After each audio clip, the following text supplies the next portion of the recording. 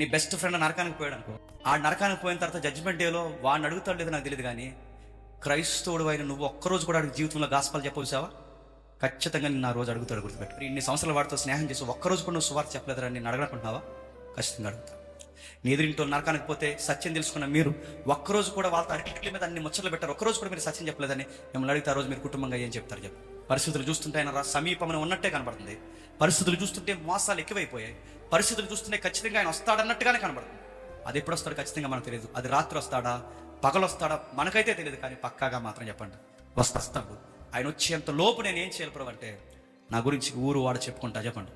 తిరగండి. మీ ఉద్యోగాలైనా నా గురించి చెప్పండి, మీ చదువులైనా నా గురించి చెప్పండి, మీ వ్యాపార లావాదేవీలైనా ఎన్నో ఉన్నా ఎంత బిజీ అయినా నా గురించి చెప్పుకుంటూ తిరగండి.